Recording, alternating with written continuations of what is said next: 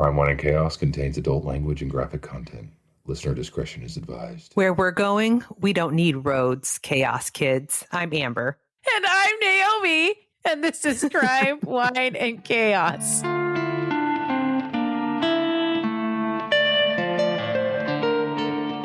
It sure is. I'm sure I've used that one before. God damn, you know what? You know what? Do you want to start over? Nope. No, Fuck no, I don't. Because it's true. It's still true. Maybe it's still true. You don't know. It's always true. It's always true.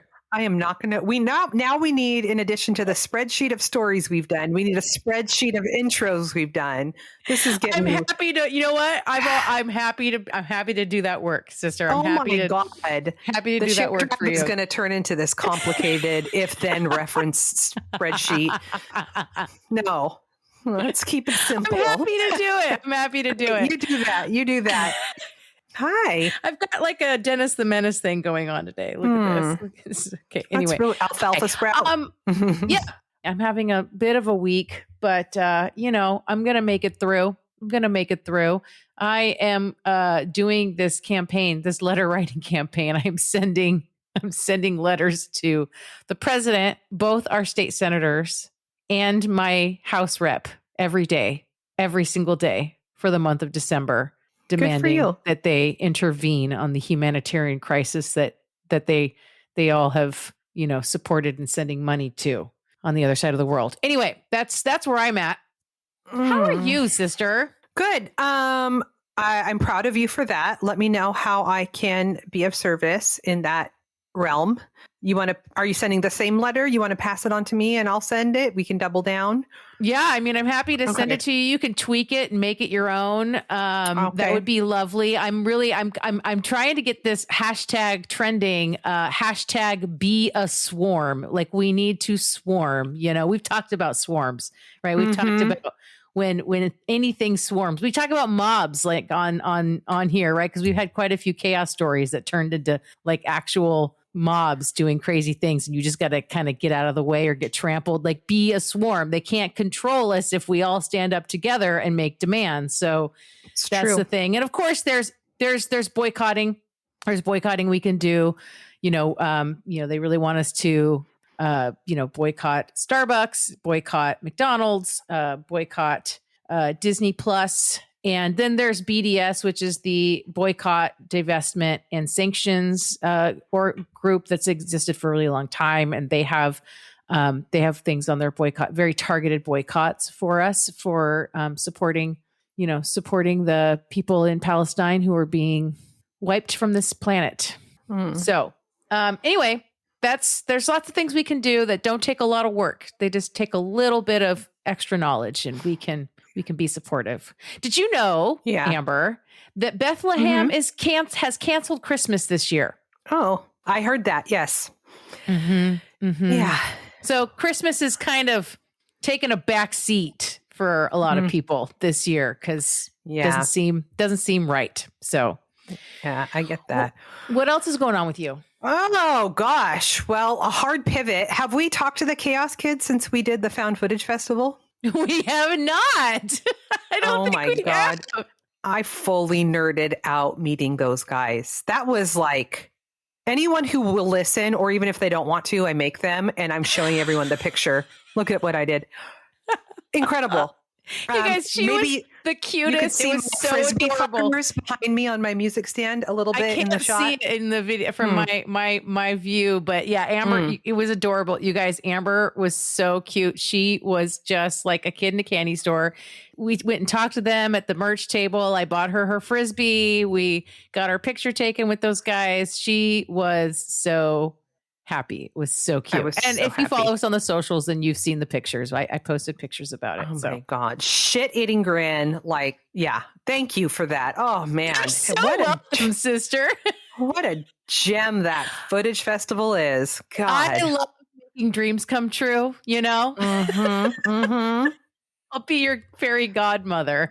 Thank you. God. Thank you for asking. I'm drinking a 2019 Trivento Reserve from Malbec. It's a deep red. It's also because Uh-huh. I made a pot roast tonight, and that was part of the... Oh. It was in the crock pot all day with my roast. It was so good. That sounds amazing. It was. Thank you. I think tonight's going to be probably a popcorn dinner for me, but it's, pot roast sounds amazing. Good for you. Do you want me to run over some leftovers? I will. No. Okay. Sister, should I tell you a crime? I'm going to tell you a crime. So I'm going to set this one up a little bit because, as you know, I actually went in and picked one and then decided on a different one, but this is from the list. So we have a longtime loyal listener, good friend of mine, friend of the pod, friend of Erica, April, who sent us an email like a week or two ago with a whole list of stories she recommended we should cover. And she's like, deep into it. So I went looking into that list and I initially picked one. And then I was like, oh, that doesn't seem, I want to get deeper into that. I don't know if I have the time to get as deep into that as I want to get into. So I went looking for another one. So I just kind of randomly picked another one off the list. And I started to dig into it. And so there's a Forensic Files episode about this case. Mm-hmm. And within the first 3 minutes of watching this episode, Amber, I realized I have a personal connection to this woman. Oh. So I'm going to tell you the story of Carolyn Roberts. That's her maiden name. Okay. Okay. So in 1998, Carolyn was 36 years old and living what looked like the ideal life. She was born and raised in the Seattle area, and she was married to Robert Durrell, who was 41 at the time. They had 3 beautiful children and lived in Renton Hills, just south of Bellevue, Washington. Bob, as his friends and family called him, was an IT guy at the King County Housing Authority, and he made a pretty good living. So in the early years of their marriage, Carolyn took off from working so she could raise their kids. But eventually she went back to work. And when she went back to work, she ended up working at Morgan Stanley Dean Witter in Bellevue. Oh, you used to work there. I used to work there. It was a stock brokerage firm, and she made a good living for herself because she was quite smart. I worked there in 1999. And what year is she there? These events take place in 1998. Wow. I have so many follow-up questions. Maybe it's too soon. We'll get into it. But so anyway, Carolyn is also described by her friends as selfless and warm. She always did things for other people, and she cared deeply about others. She was also punctual and reliable.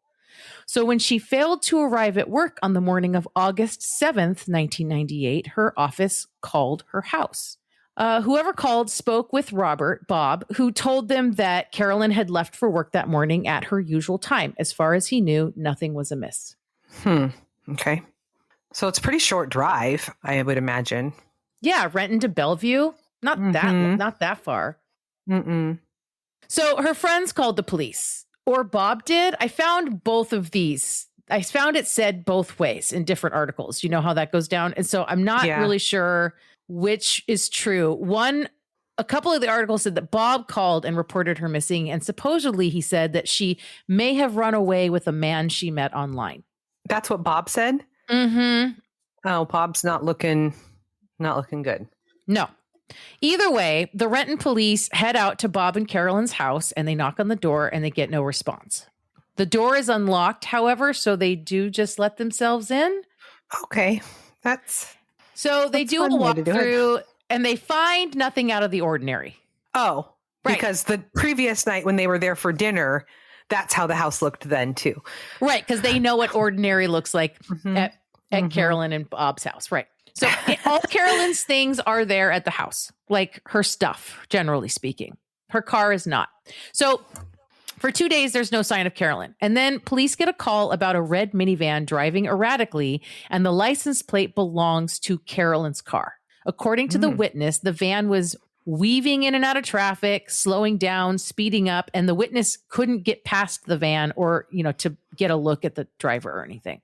Is that what she drove, or are you saying that somebody took her plates? No, this is what she drove. She drove a red minivan. So friends put up missing person flyers around the community, and a convenience store clerk called in to say that he had seen Carolyn in his store the day after she disappeared, and he was sure it was her who came in to get gas, purchasing it with cash.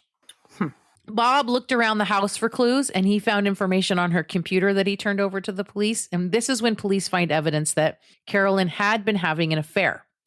Oh. There were emails and chat room conversations with a man named Kevin Johnson that indicated they had been having some kind of relationship that was pretty serious. They had real conversations about running away together.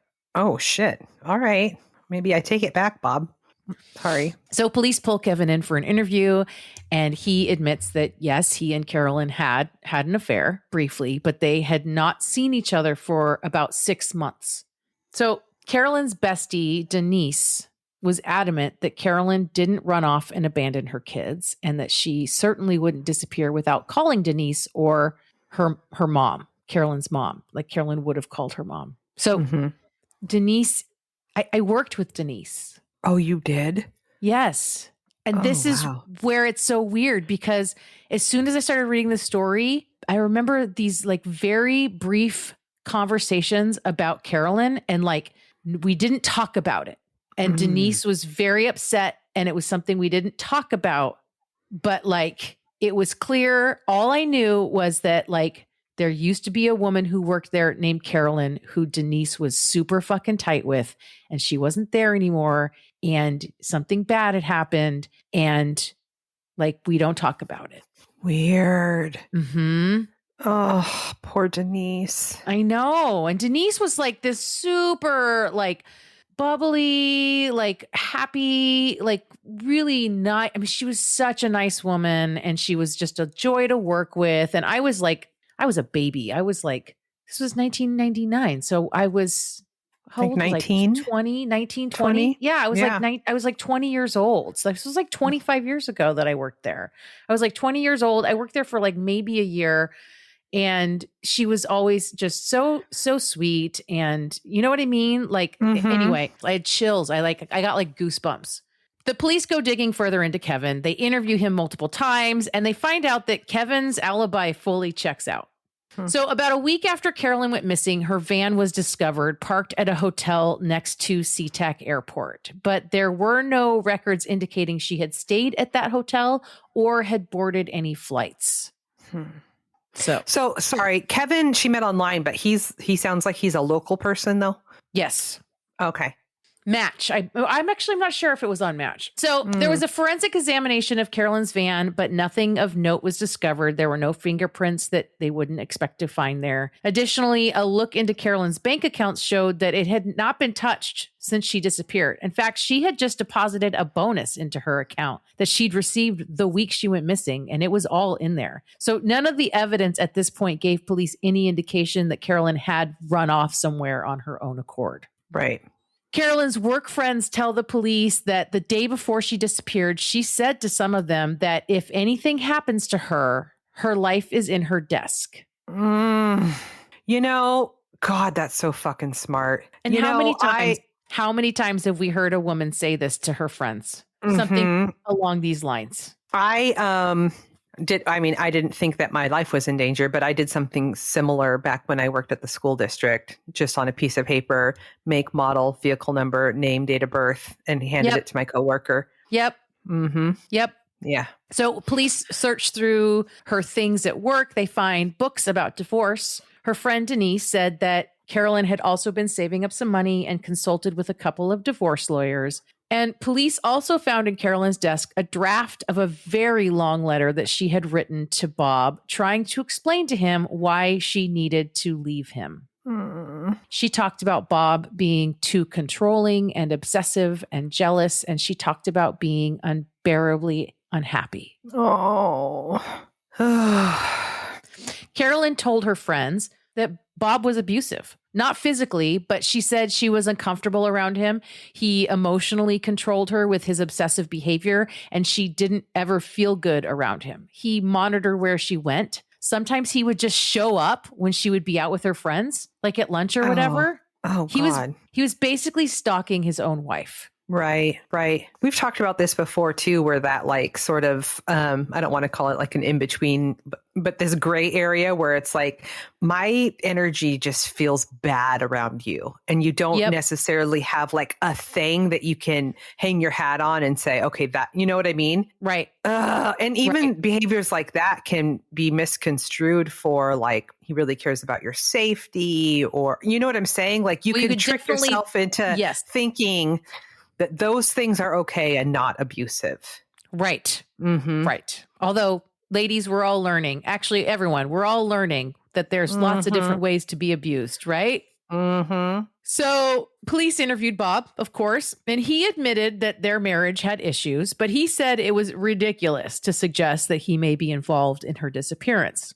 When asked about the night before Carolyn disappeared, Bob said that the two went out to dinner together at a nearby restaurant. And when they got home, Carolyn had a phone call with her sister-in-law, Bob's sister. According to Bob's sister, Carolyn sounded a bit tipsy on their call, and Carolyn told her something like, "Oh yeah, Bob made me a drink," which Bob's sister found quite odd because it was always the other way around. Carolyn would wait on Bob. Bob did not wait on Carolyn. Bob did not bring Carolyn food or make her a drink, like ever. Well, good for the sister, too, for just being very truthful, even though, you know, that's her brother. Right? Mm-hmm. So now the police take a gander on over to Bob's place of employment to search his computer there. Because, see, he worked for the county, so they could just seize that shit since his work computer was government property. Mm-hmm.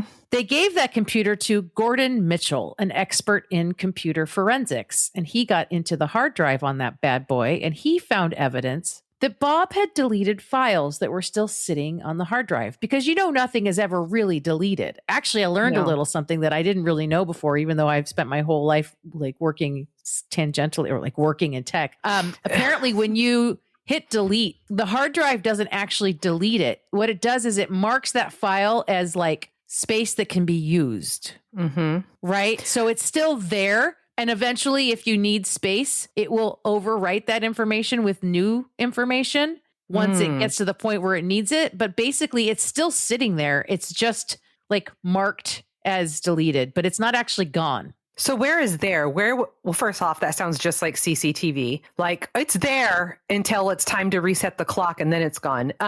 Where are these things existing in the deleted, not deleted space? On the hard drive. Asking for a friend. on the hard drive. They're on the hard drive. They're imprinted on the hard drive. Also, I just had a weird, lots of sidebars today. I just had another weird connection moment about you knowing Denise. So Erica, who used to be the co-host of this podcast, her dad worked for King County Housing Authority for years and years and years. And I'm positive he was working there in 1999. 1998? Or whatever. I mean, he retired from there. He was there crazy. Forever. Mm-hmm. Okay, interesting. Well, I mean, that's what happens when you do local stories that go back, you know, because with the locals, when you're all local. Yeah. And it turns out Bob was also having affairs, multiple, with women he had been meeting on Match.com. His profile on Match, of course, claimed that he was living separately from his wife and that he was fully available for a relationship. And in the emails he exchanged with women he connected to on that site, he claimed that divorce was impossible because it would be too expensive and messy. He even said that he would be better off if his wife were dead. Oh my God. That's not how you get a second date, dude. What the fuck? God. Can you imagine? No, I can't imagine. Somebody said that to me while I was chatting with them on a dating app. Like, what? I would be looking up his wife and like, sister, are you okay? Hello? Yeah. Hello, police? Yeah, fuck. Oh my God. No. And then his internet searches, because you know how these guys and their internet searches always go. Mm-hmm. Yeah, those revealed that he was looking for any and all manners of murder methods, from poisoning to physical assault. And he even had one search that was simply kill spouse. Oh my God. He couldn't even bother using a proper sentence. Jesus Christ. The 90s too, right? When you thought that the interweb was just like this magical place where you were completely anonymous. Yeah, but this guy's in IT. His degree is in computer sciences. He has a job in computers. He runs the IT department. He didn't know that this stuff was discoverable. Did he think that the police wouldn't be able to access someone to do that forensic work for them? Like what? What an idiot. I mean, exactly. I literally wrote idiot. Idiot. What? Mm-hmm. Even one of the dudes on the show said this right after I wrote it. Like I was writing this and then like Forensic Files kept going. And like one of the, I don't know, prosecutors or whatever was like, I'm baffled that this guy didn't think that like he worked in IT. How could he not know that this was discoverable information? I don't know. On his government issued computer that they had legal access to without even getting a warrant. Of course. That's day one of any government job. Like only put it in an email if you're okay with it being printed in the paper. Right. Yeah. Seriously. Mm-hmm. Yeah. Fuck. So this was enough evidence to point to probable cause and secure a search warrant for the Durrells' home. And they made a beeline for the main bedroom, obviously. You guys, we don't say master bedroom anymore. Just side note. They found a spot on the carpet that looked like it had been cleaned. They swabbed it with phenolphthalein and that turned purple, which indicates blood. Mm-hmm. Also, they found 2 squares of carpet under the bed that had been cut out and replaced. Underneath those, there was evidence of large pools of blood that had been cleaned with water and some kind of cleaning solution. And then everywhere around the bed, on the headboard, the walls, the nightstands, everywhere, tiny blood spatters, massive amounts of blood spatters. They were also able to determine that the blood lower on the walls, closer to the floor, was caused by coughing. Oh, no. Someone very low to the ground coughing up blood. That's awful. According to the experts, higher up on the walls and on the ceiling was medium velocity spatter consistent with someone swinging a bloody object. Mm-hmm. There was also a blood stain on a doorway leading to the garage, and in his car, they found a receipt for a specialty cleaning product. They also collected DNA from the blood and compared it to DNA from Carolyn's parents, and this was conclusively Carolyn's blood. Yeah. Police were certain they knew what had happened to Carolyn at this point, but what they didn't know yet was where was her body. But they had enough evidence and they saw enough of the blood pooling to know that she did not survive. So Bob was charged and arrested on October 26, not even 3 weeks after Carolyn was reported missing, for her murder, which he denied. Of course. But while sitting there waiting for trial, someone supposedly overheard him praying to be forgiven for what he'd done. This guy is so fucking dumb.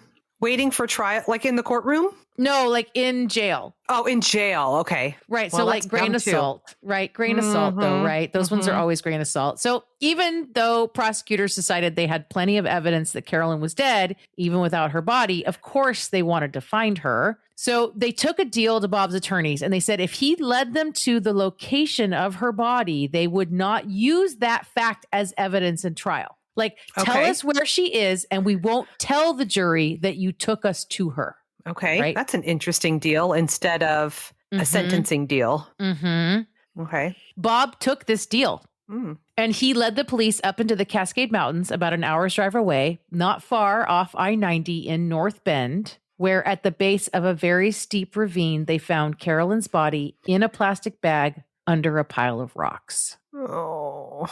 An autopsy showed that Carolyn died of blunt force trauma, just as investigators had concluded based on the forensic evidence. And while toxicology tests were inconclusive, prosecutors were pretty sure Bob had drugged Carolyn with something in that drink he made her that night after they returned from dinner. And once she made her way to bed, he beat her repeatedly on the head, wrapped her in plastic, carried her to the garage, and dumped her in the ravine and went home to clean up. The kids were all staying the night in other places that night, so he had all the time and solitude that he would need to carry this all out unseen. You know, they both were having affairs. It sounds like they both would have been benefited and whatever from just having a divorce. Like, what the fuck are we doing? Well, yeah. They also concluded that it was Bob driving the minivan like a crazy person that day on his way to ditch it at that hotel by the airport. Prosecutors also figured that convenience store clerk must have just been mistaken when he thought he'd seen Carolyn the day after she went missing. They pulled tape from the store and they saw no evidence of Carolyn having been in the store that day. Okay. And it was clear Bob didn't want to lose any of his money in a divorce. He didn't want to pay child support or lose half the house. And Carolyn came from money. Bob also didn't want to lose access to any possible inheritance that might come to him as Carolyn's widower. The fuck? Wow. Bob pled not guilty. His trial began in June of 2000, almost 2 years after Carolyn's murder. Bob's story was wild. He said that two men, this is our favorite. This one comes up. This is always the story that they make up. So many times, this is the story they make up. Two men killed Carolyn and forced him to dispose of her body. And then they threatened to kill him and his children if he went to the police, Amber. Yeah, and I'm pretty sure like that scenario has never actually happened. No, it's never actually happened. No. Like one of these days, this is going to work. Swear to God, we heard some dude on the stand make this fucking story up. This story. It's always this story. Yeah. Two dudes came in and made it happen. They made me. Yeah. They made me do it. They made me cover up. Yeah. They were in ski masks. Yeah. Yes. Oh my God. On October 7th of 2000, exactly 2 years to the day that Carolyn failed to show up to work and so worried her coworkers and friends, the jury deliberated for a mere 2 hours and came back with a guilty verdict for first-degree murder. Bob was sentenced to 45 years and 8 months in prison. Judge Deborah Fleck, while reading his sentence, called the case, quote, aggravated domestic violence preceded by a pattern of psychological abuse. Good for her. She also said that the pictures of Carolyn's so badly beaten body were some of the most horrific she had ever seen. Bob's attorney had, of course, requested that Bob be sentenced within the standard range of 20 to 26 years, but the senior prosecuting attorney argued that the internet research into ways to kill his wife showed premeditation that deserved an exceptional sentence. He asked for 50 years, and Judge Fleck clearly agreed when she chose 46 years, 8 months. Bob's sentence also comes with a no contact order that only allowed him to contact his children through their guardian and the prosecutor's office. Wow. So I found this article all about his sentencing hearing, and I'm going to read straight from this article. This will all be in the show notes. Durrell, Bob, was solemn through most of the sentencing until a friend of Carolyn's, I'm guessing it was Denise, because I saw a video clip in Forensic Files of the sentencing and the hearing, and it panned back to the people watching the trial, and I saw Denise like sitting between like Carolyn's parents, I think. A friend of Carolyn's showed a videotape with slides of her. There were pictures of Carolyn on horseback in the kitchen with her friends, family, and children. And when Durrell addressed the court, he emotionally told of knowing the pain of what it's like to have a family torn apart. He referred to the relationship he had with his wife as one of love and trust, and noted that Carolyn wrote in a Bible she dedicated to him that he, quote, was one of the nicest men she'd ever met. No, she didn't.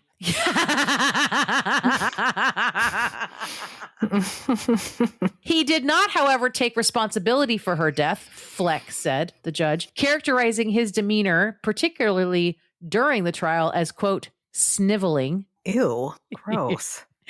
Carolyn's mother, Lenore Roberts, told Bob that he was a monster who had disgraced not only his own family, but Roberts and her husband, Jim. You know, herself and Jim. The Robertses, Carolyn's parents, who are in their 60s, are raising the couple's children. And while they don't regret it, it wasn't what they expected to be doing in their retirement years. 2 years ago, Roberts, on behalf of the children, filed a wrongful death suit in King County Superior Court against Durrell to obtain funds from the estate to support the children. Tuesday, a judge ordered funds from the estate to be dispersed. But it's good. But it's little compensation. Quote, the light has gone out of my life, Roberts told the court. That was that article. Bob is still serving his sentence in the Monroe State Penitentiary. His sister visits him regularly. This is according to April. Hi, April. Thanks for the info. Apparently, she's pretty much the only family he has. Their mother passed away while he has been in prison, besides his children, who I suspect he doesn't see either, even though they are grown now. And then I found an online memorial site that had this to say about Carolyn. Carolyn was the daughter of Lenore, Lenny, and Jim Roberts. She had one brother. Carolyn was a loving and devoted mother of 2 sons and a daughter. She was well liked by her coworkers at Morgan Stanley Dean Witter in Bellevue. She maintained and cared for a lovely home in the Renton Highlands, Summerwind subdivision. She loved to cook and bake and make little gifts for her friends. She was kind and thoughtful and liked people. She was a very hard worker, taking care of just about everything, including housework, yard work, and her family's needs. She also loved horses, and at the time of her death, she owned a horse named Drizzle. Oh, Drizzle. Mm-hmm. Oh, God. And that is the story of what happened to Carolyn Roberts, a woman whose path I almost crossed. Mm-hmm. Yeah. I could have worked with Carolyn, literally. Mm-hmm. Yeah. Oh, God. That's chilling. Yeah. Mm-hmm. God. Fucking douchey husbands. Oh, seriously. And what is it? It's like over and over again with the internet searches and the dumbass fucking made up story about two dudes that home invasioned. Give it a rest. I seriously. Just get a divorce. Just get a divorce. God, fuck. It's that thing. We've talked about this so many times. Like, murder is never a solution to like a life problem. Like a regular life problem is not made better by putting murder into the mix. No. It's God damn it. Anyway, there you go, sister. You for that. That's what I have for you today. Thanks, April. Oh, thanks, April, I guess. God. All right. Bleak.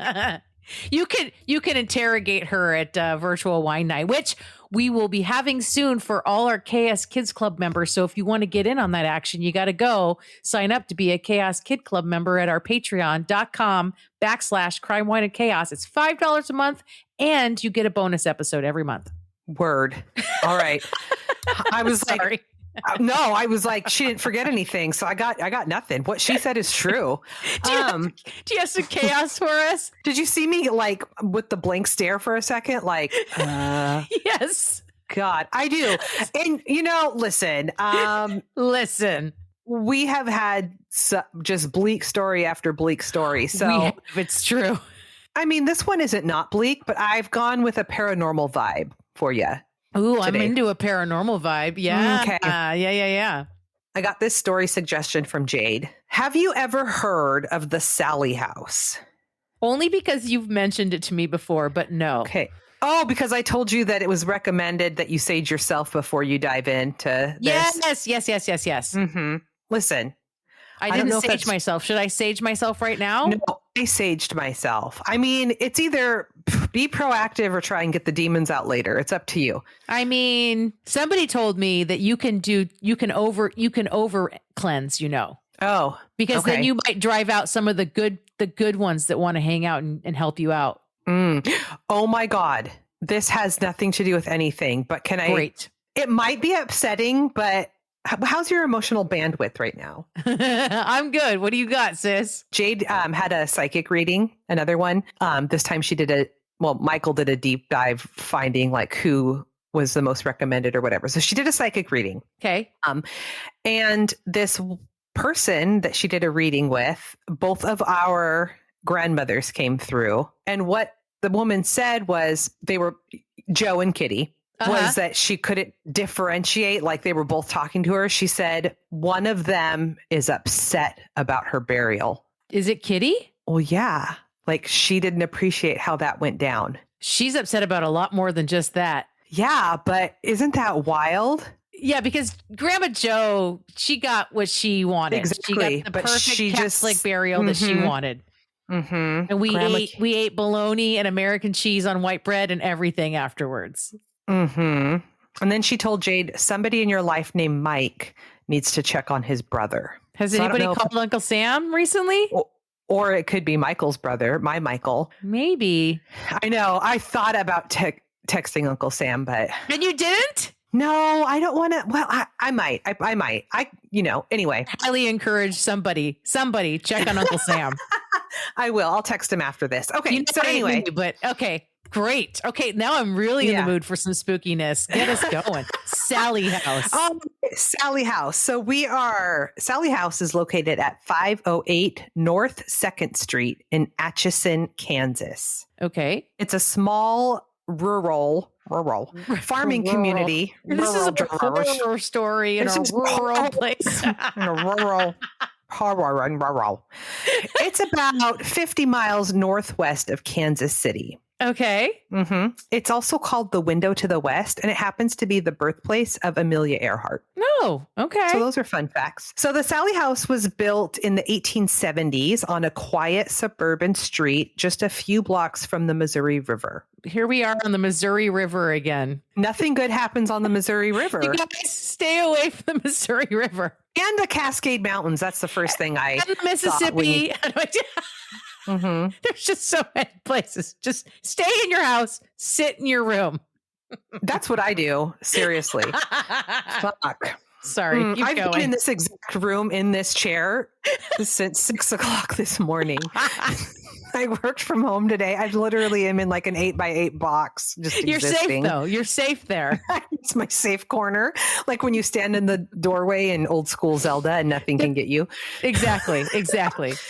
All right. So it's Missouri River. It's 1,200 square feet, 3-bedroom, 2-bath. In the late 1800s, the Finley family occupied the home, and Dr. Charles Finley had his practice there. The family lived on the 2nd floor, and the 1st floor was used for office and exam rooms. Uh-oh. So the legend has it that in 1906, a little girl was extremely sick one night. Something was wrong with her tummy. This was the little girl, Sallie. So Sallie's mom rushed her to the neighborhood doctor, Dr. Charles Finley, and the doctor determined that the little girl needed an appendectomy and quickly before her appendix ruptured. Oh, I do have vague little tiny bells ringing on this story. Yeah. Well, this guy was a physician and not a surgeon. Uh-huh.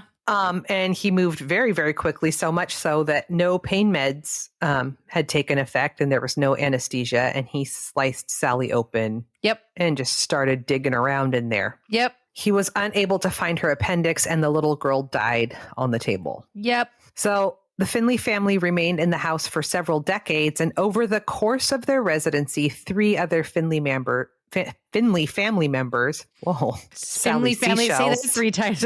Finley family. Fuck. Also died in the home. Uh-huh. So immediately after the Finleys were out of there, a single woman with 3 children moved in, and she lived at 508 North 2nd Street for 40 years. Whoa. Okay. I know. She says that the only unusual things that she ever noticed was that one of her daughters did have an imaginary friend named Sallie. No. Mm-hmm. And at one time, there was a small fire that started without any logical explanation, but nobody got hurt. That's all. No bigs. Mm-hmm. Just spontaneous combustion. Oh, God. So after this family moved out, Tony and Debbie Pickens moved in. It was December of 1992, and this would be the first time since the Finleys that a man occupied the house. Okay. Mm-hmm. Some ghost hunting experts believe that Sallie had some serious issues with men because of what happened to her, and that is why the sudden ramped up activity in the house. Okay. All right. I mean, it started valid. Yeah. It started out pretty benign with like dimming lights and cold spots in the home, but it was an old house. So the young couple figured it just had heating and electrical problems, right? Yep. Shortly after moving in, the couple became pregnant with their first child. And as soon as one of the rooms was turned into a nursery, this entity seemed to turn their attention there. Uh-oh. Uh-huh. Electronics near the nursery would turn off. If someone was using the landline phone anywhere near the nursery, the call would drop. And Tony and Debbie would regularly hear scratching sounds at night coming from the nursery. Ew. I hate it. I have chills and I already know I wrote this. It's like, oh, that part was scary. Like I wrote it. Oh God, that one got me. That one crept up on me. You're so cute. I love you. Love you. One night, they distinctly heard the sound of furniture being moved across the floor, but when they went into the room, nothing had been moved. No. No. That's what I would say too. I'd walk into the room and just say it like that. Me too. That's where an over cleanse would happen. I would over cleanse that room. Like, Yes. everything needs to go. I don't care. No. Yeah. At one time, their next door neighbor was chatting with them outside and had asked the Pickens why they leave the nursery light on all night because it was like shining into her house. What? And they were like, yeah, no, we don't. How is a baby sleeping while the light is on all night? Baby's not there yet. This is just this is pre-baby. This is preparing for the baby. So after their son Taylor was born, Debbie and Tony came home one night after an evening out and found all of the stuffed animals in Taylor's room had been pulled down and were positioned into a circle on the floor. In the nursery? Uh-huh. Mm-hmm. Babe, we gotta move. There's a stuffy seance. Like, what are we doing? We gotta move. We gotta go. We're not staying here. Uh-huh. They would regularly wake up in the middle of the night to Taylor like screaming bloody murder. And every time they went into his room, the lights would be on. Why would they? Okay, this is why you just co-sleep. Okay, just co-sleep. Bring your baby into the bed with you. Do not leave the baby alone in the room where the crazy weird activity is happening every night. Come on. We won't go in there, but our baby will. Yeah, that's what I'm saying. What are they doing? What are you doing? Yeah. Then they started to find mold on random things throughout the house that didn't make sense, like on Taylor's toys. Gross. Yeah. So they eventually moved the nursery to a different bedroom, but the activity became more frequent and more violent, and it just moved to the new nursery. There were several times when Tony would suddenly experience a burning pain on his back or stomach, and when Debbie would lift up his shirt, there would be fresh bloody scratch marks either down his back or across his stomach. Oh, no. Mm-hmm. That's a hard pass for me. So We're moving. And they're renters too. Like, get the fuck out. Rent a different place. What are we doing? I mean, they're young. They have a new baby. I'm sure money's tight. They've signed a lease. It's always you're stuck because of this is right. We need more affordable housing, people. We need more affordable housing. This is a really good reason right here. Sometimes you just got to move. Sometimes it's urgent. Yeah, you need emergency affordable housing. Yes. Yeah. Need a 3-bedroom tonight. Can that happen? Yes. Put the TV out. So eventually the Pickens decide to try a different approach. They thought that maybe if they befriended Sallie and made her feel welcome, that she would chill out. Okay, this is kind of akin to like don't feed the trolls. You know what I mean? You do not invite something like this to get closer to you. Well, here's the thing. Like lots of experts there's a debate about whether or not this violent thing in the house is Dr. Charles Finley or Sallie. Or something else entirely. Yeah. So they would even try to speak to her like out loud and include her in like family conversations and like, but like she's a little girl. She wants to be included, but it didn't help. I hate it. I hate it too. Oh God. So they started getting desperate. And at the time there was a very popular show on TV called Sightings. Do you remember Sightings? Uh-huh. Vaguely remember it. Yep. So they reach out to them and the crew, the film crew set up in their house. They stayed on site for several days and they were able to capture flickering lights. And they also reported cold spots in the house. And they even were there to witness one of the attacks on Tony, where he ended up with bleeding scratch marks out of nowhere. Okay. Don't like it. Nope. The Pickens said that things got a little bit easier after the sighting crew had visited, but it didn't last long. Right. One night, the family was having a birthday dinner for Taylor when a stuffed animal suddenly went up in flames. More spontaneous combustion. Mm-hmm. Got a little pyro on our hands. Mm-hmm. Yeah. At this time, they had lived in the home for 2 years and they were done. They were like, nope. Gotta go. That was like at least 18 months longer than I would have handled it. I know. I know. They missed the sweet spot while she was still pregnant, and that could have been more manageable. Yes. Yeah. Yep. So after the Pickens packed up and moved out, the film crew came back to the house to try to get more footage. They stayed overnight, and in the middle of the night, they captured moaning in the nursery. Ew. And when they went upstairs, the nursery lights were on and it was icy cold. Mm-hmm.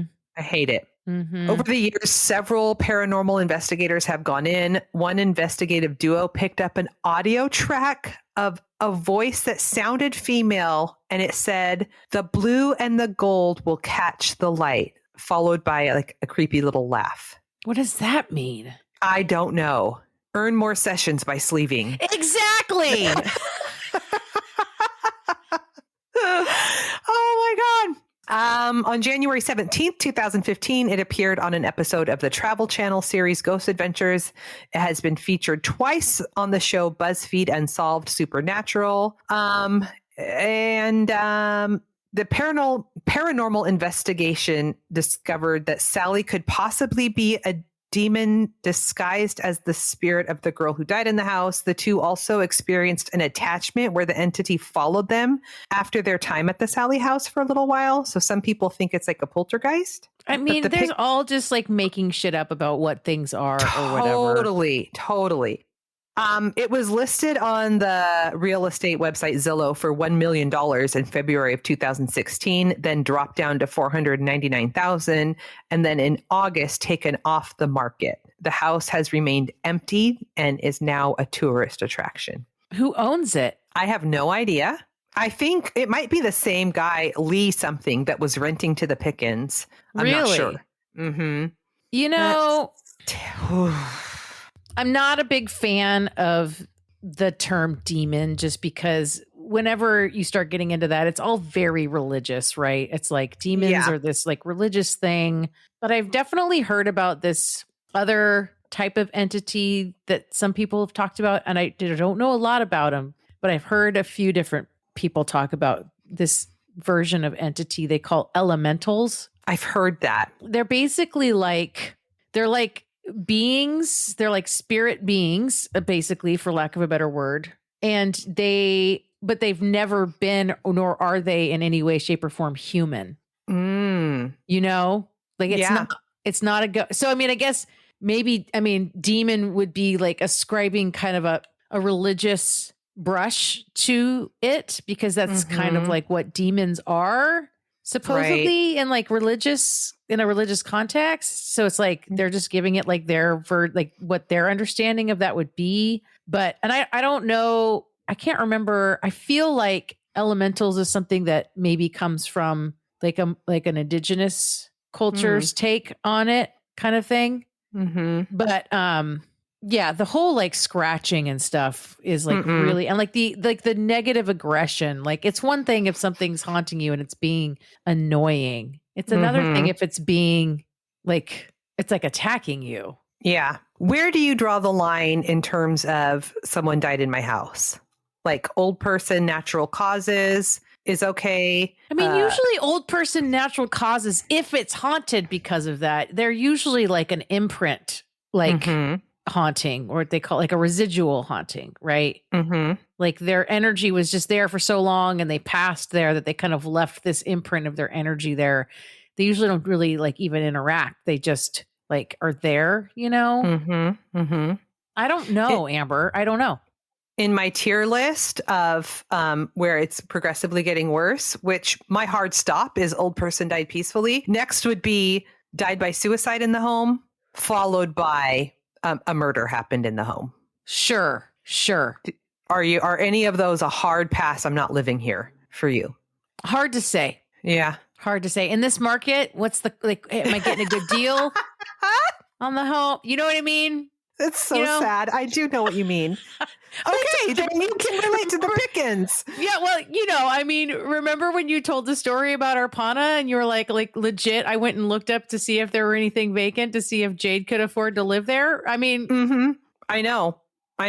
Yeah. Oh God. That's like the whole premise of the movie Poltergeist, right? One of the reasons why they didn't leave the house is because they couldn't afford to live anywhere else. They eventually did leave, like, because they had no other choice. I mean, they had to, but they were like destitute after that. I know. The Watcher House too. They were destitute after that. Yep, exactly. It's so sad. It's so sad. Wow. Well, sister, thanks for that spooky ookie. You're welcome. I hated it. I hate it too. I don't want any part of that in my life. No. Samesies. But we did it. We did it. We made it through. We go to the order. All the things. We're on the Book of Faces. We're on the Instagram. We're on Twitter. We're on TikTok. We have a website. We have a Patreon. You can mingle with us in all sorts of ways. And if you want to be like April and send us like a laundry list of things we should do stories about, please do. We are happy to get your suggestions, and you can send those to us. You can send love letters to Amber. You can send hate mail to me. They all go to the same inbox though, and that's crimewineandchaos@gmail.com. That's right. Sister, I love you. Love you. It was so good to see your lovely face. And you that too, was samesies. Fucking chaotic. Goodbye. Bye. Goodbye.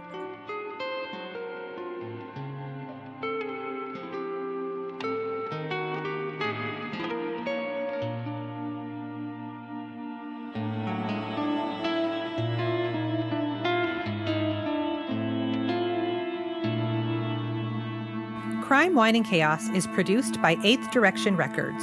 Artwork by Joshua M. Davis. Music by Paul Abner. If you would like to support the show, you can visit our Patreon page at crimewineandchaos.com/Patreon. Cheers. Maybe it's still true. You don't know. Should I sage myself right now?